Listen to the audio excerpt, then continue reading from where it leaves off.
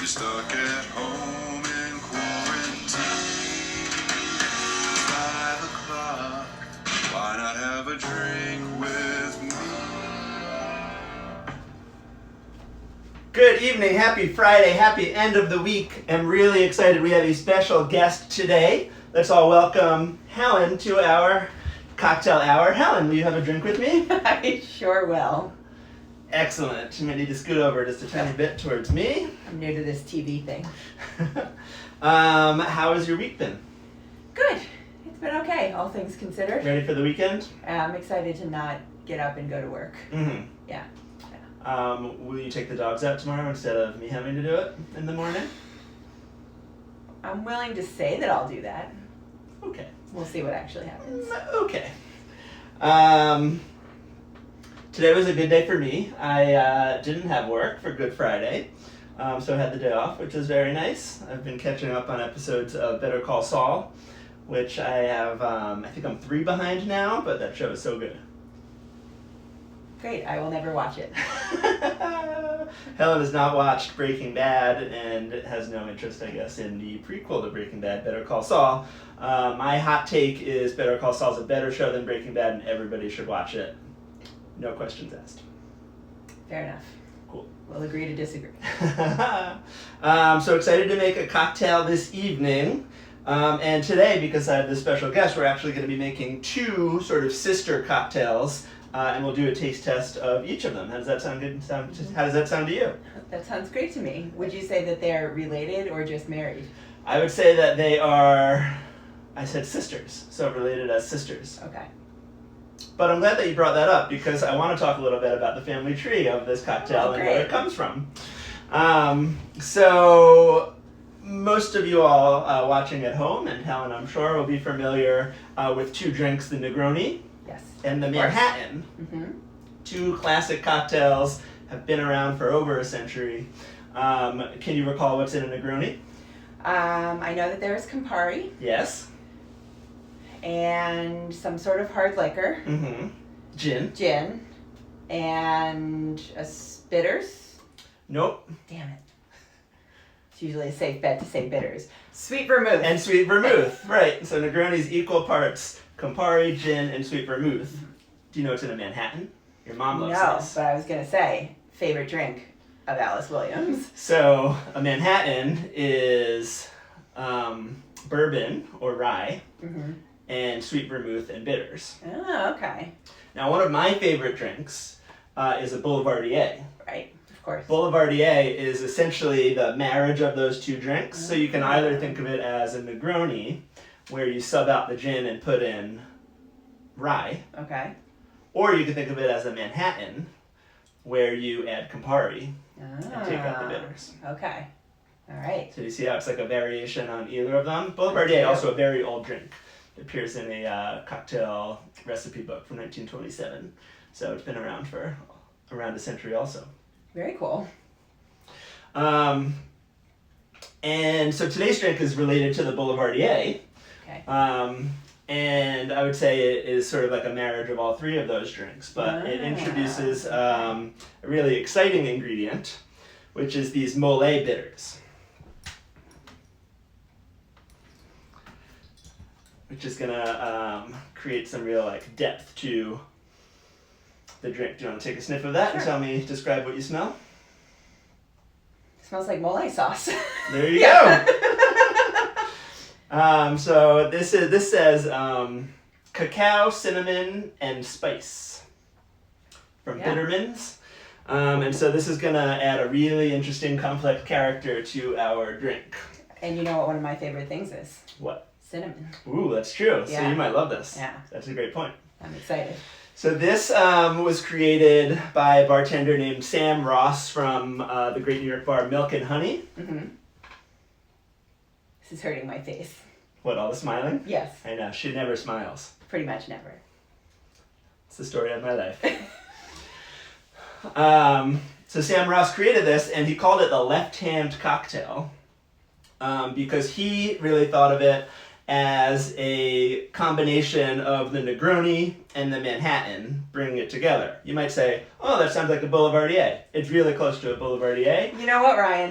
That sounds like a Boulevardier. But the Mollet Bitters, he's thinking of it as sort of like a different take on it, and is really going for the Italian-American angle. And so he named it after a character in the movie Donnie Brasco, which I'm sure you've never seen. That's correct. I've never seen that movie. She's never seen any movies. Mhm. But there's an Italian-American character in that movie named Lefty. Ah. And so this is called the Left Hand. Okay. So it's going to be bourbon, Campari, sweet vermouth, and our Mollet Bitters. Cool. Now, Sam Ross had another bartender friend Mhm. called Mickey McElroy. That's quite the name. I know. Yeah. And he then created a take on this called the Right Hand. Ah, clever. I see what he did there. Yeah. Yeah. And basically all he did was he subbed out the bourbon Mhm. for an aged rum. Does that not count as plagiarism in the cocktail world? No, new spirit, totally new drink. Okay. Whatever you say. You're the expert. So do you feel like you followed this whole lineage in the family tree? No, not at all. Okay. Well, I've also... I mean, I followed it, but I can't repeat it back to you. Well, I've created a visual for you Oh, how nice. that's going to help. What? This is amazing. Yeah. So you'll see up top, we have the Manhattan and the Negroni. The Manhattan has rye, sweet vermouth, and bitters. The Negroni has gin, sweet vermouth, and Campari. And they had a little baby that we call the Boulevardier, which is rye, sweet vermouth, and Campari. From there, he has a little baby, who we call the Left Hand, which really instead of rye we're using bourbon, but we still have the sweet vermouth and the Campari, and we have the addition of the Mollet Bitters. And the Left Hand has a sister, the Right Hand, which just subs in the rum. And that's our family tree for our drinks, the Left Hand and the Right Hand today. That's really impressive and explains why you asked me for colored pencils 30 minutes ago. So you can use that as your little cheat sheet. This is perfect. Yeah. This is so nice of you. You know that I need a visual. Yeah, visual Yeah. aid. Thank We you. try to reach all types of learners. Yeah. How inclusive. All right, so let's get going if you're ready to make these cocktails. I am ready, yes. So we're gonna make them in tandem, one beside the other. And we'll do the right hand on my right hand side Okay. and the left hand on my left hand side. All right.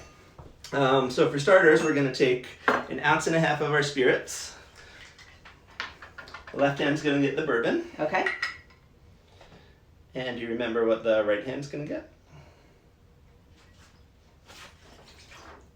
Rum. Yes! And we're using this delicious plantation Barbados rum, aged 5 years. I think it's so fancy. Yeah. It comes with its own netting. Okay.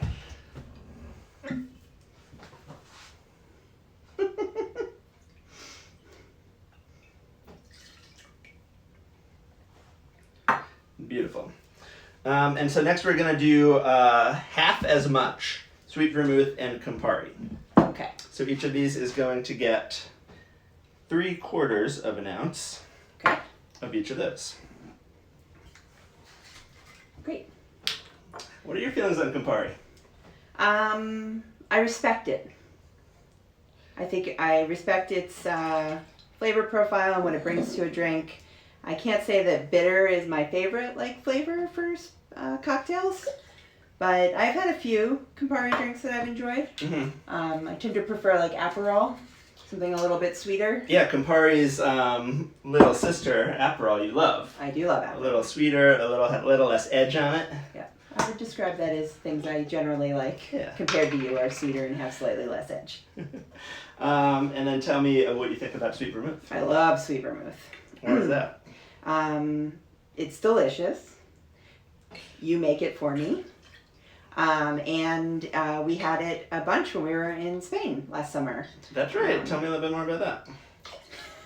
You and I went on vacation to Spain. We went to Barcelona and Valencia and Ibiza and everywhere we went. we were basically treated to various like house vermouths that people would make. We were informed by our tour guides that it was sort of a habit of the older generations in Spain to get together and have vermouth before a meal, and so that's how it was introduced to us, and we have been drinking it ever since. La hora del vermouth. El vermouth. Vermouth hour. Vermouth hour. Yeah, and it was really cool how you could, like, behind any just like neighborhood bar you go into, behind the bar, they'd have this big glass container with all the herbs and stuff when they're making their own vermouth. I love that. And one of my other favorite things is that it's served with an olive and a slice of orange in most cases, which is a very odd accoutrement, but traditional. So Yeah. you would get my olive. You get some saltiness from the olive, which I think really complements it well. All right, so now we're going to go to these mole bitters. I'm going to give about a dash and a half of those in each.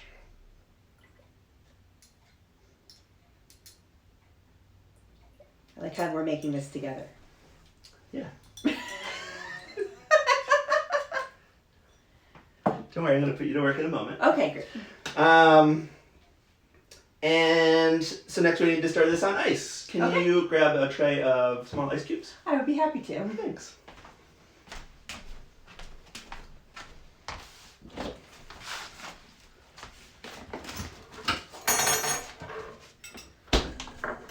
I think your sister, Erin McGrath, would like to know how many ice cubes we should use. Oh, so when you're stirring, remember you're gonna like strain it all out. So we basically want to probably put in 5.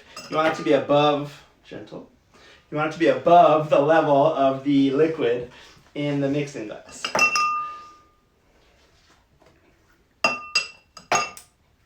Very nice. Thank you. Is it important that you make sure to touch them as much as possible? Yes. Okay. Sorry.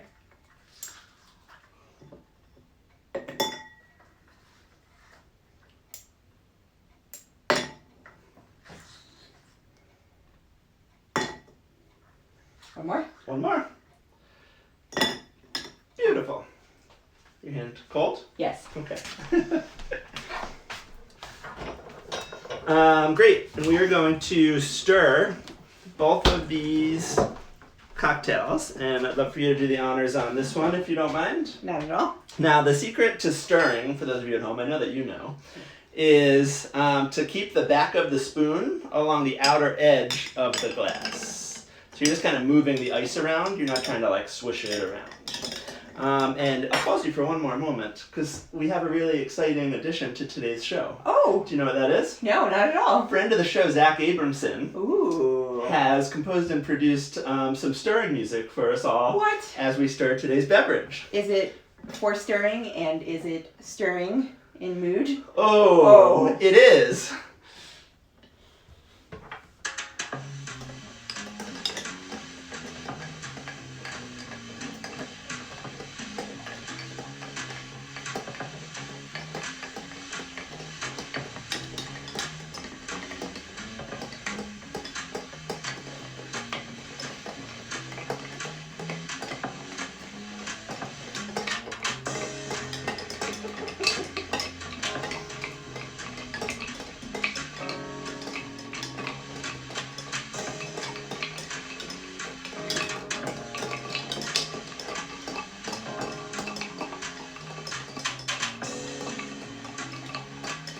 So when does this part end?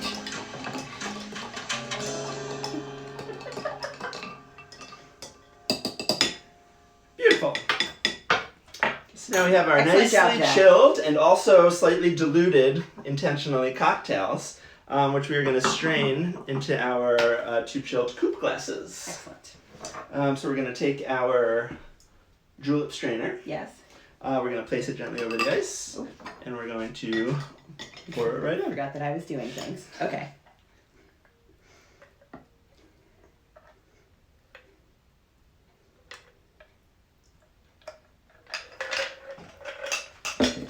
So Ryan, I see we were just joined, I believe, by Peg Sampson, who, if I'm remembering correctly, gifted us these glasses for Christmas this year. It's true, and they've turned into my favorite glasses. They're wonderful. Yeah, these beautiful design. They're very classy, elegant, perfect for a cocktail like this that you just drink neat, and it's really great, right? Yeah, I love them. Thanks, Mom.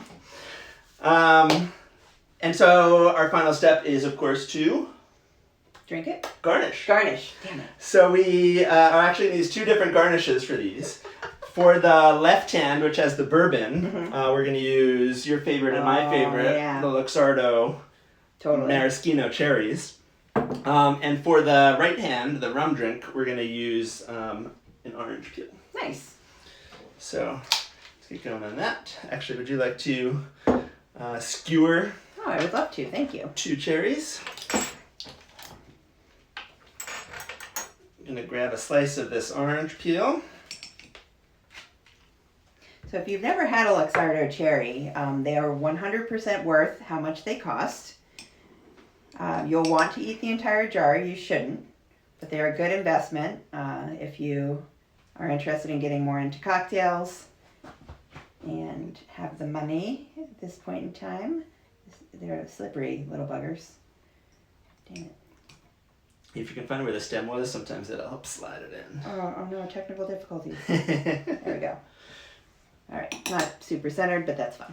Great. So I'm just going to express the orange peel over this drink. Give it a quick rub around the edges of the glass, and then drop it in. Nice. If you can just rest that straight across there. I certainly can. Beautiful. Excellent. We have the left hand and the right hand. Nice. Get a glamour shot of these. That's great.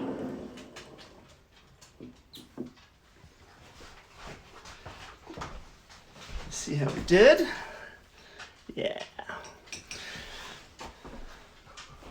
Hey, cherries are for cocktails.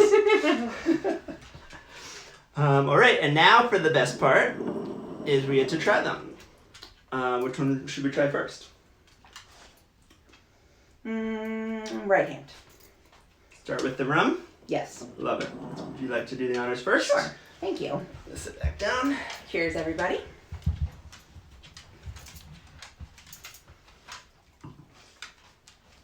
That's very tasty.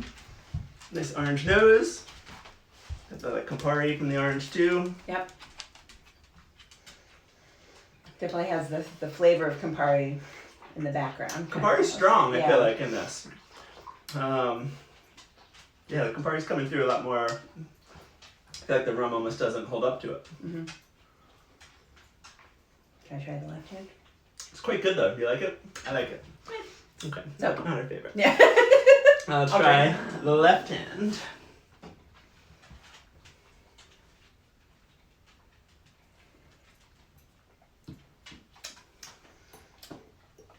Much less Campari, actually. Interesting, because it's the same Yeah. amount of Campari. Yeah. You don't get as much Campari flavor. A little bit more spirit flavor, I think. The bourbon. You're right. Yeah, Yeah. the bourbon really holds up a lot better, I feel like, than the rum does. Yeah. Mm-hmm.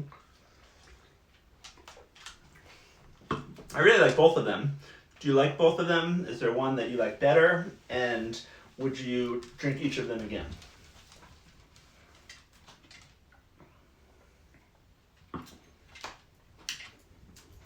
Despite the Campari-ness, I think I might actually like the right-hand one better. Oh, wow. Even though I want that garnish. Don't worry. There as many cherries as you like. No, I can't. He doesn't let me have as many.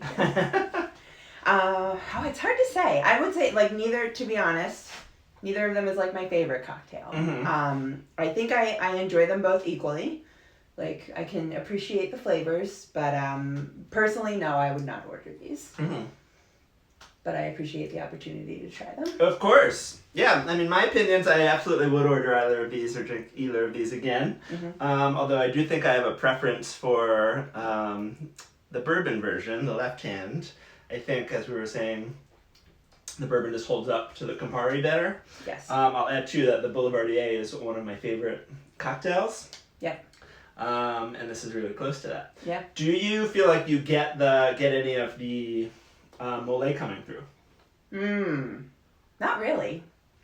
I wouldn't say that I super noticed any like Yeah. mole, cinnamon, nutmeg. This one has like a tiny bit, like on the finish. You kind of get a little bit. Yeah, maybe. I would almost have to try the rum by itself to say for sure. I feel like that's part of the trick with rum, especially because this is Yeah. like on the darker side. It's not. Is that dark rum or is it a light rum? It's a medium rum. Okay. Yeah, it's aged, and I mean you can even just see from the color, right? Yeah. It's definitely it's gotten some more That's flowers why from I some was saying oaking. that, but then Yeah. I thought I might be wrong. Yeah, I think I get a little bit of the bitters. You don't want the bitters to like punch you in the face on Yeah. a drink, you know, it's sort of there to be in the background. But maybe I would up the bitters a tiny bit. I think also if I were remaking these drinks, I maybe would just put a little bit more rum in to the right hand to help it really stand up to the Campari. Balance in the up the drink. Campari, So maybe yeah. bump up to 1 3/4 ounces instead of 1 1/2 ounces. Fair enough. All right. Fair You have enough. any big weekend plans? We're gonna do a puzzle. Oh, we're starting the next puzzle. Yeah, we're gonna do the puzzle. Are we starting tonight or tomorrow? Whew. I don't know. We'll have to see how the night goes. We're doing the Net Geo one. Yeah. Helen's father for Christmas very nicely got her a puzzle, which is produced by National Geographic, Yeah. where you type in an address and it'll create like a puzzle from a satellite image. And Of so that this address, puzzle, yeah. tell us about what address this is. So this address is actually for the house we lived in when we were living in Virginia Beach when I was a little kid, Mhm. Inverary Court. So it's a neighborhood that I was familiar with when I was like 7, 8, 9 years old. Wow. Yeah, it's very cool. And he got my sister one for, I think it was our address in Connecticut. So great present idea. If any of you out there are looking for presents and have people who like puzzles and used to live places, it's a great option. How much do you remember that neighborhood? A little bit. I actually do. I have some pretty significant memories there because we lived there for a total of, I think it was 5 years, between the time I was like 5 years old and 10 years old. And we actually lived in 4 different houses. So I have, not only do I have memories, but I have like place-specific memories. Mhm. It was in my head at least, and I guess we'll know once I'm done with the puzzle. They were all within a mile or so away from each other. So yeah, I remember, and Inverary Court in particular it was a cul-de-sac. So my best friend lived like right across the street, and we would play in the middle of the street a lot of the time. So yeah, I have lots of memories. That's cool. Yeah. Now, most of the puzzles we do we usually go for the 1,000-piece puzzles. This Yes. one's just 400. Yeah. Do you think we're just going to blow through it? No.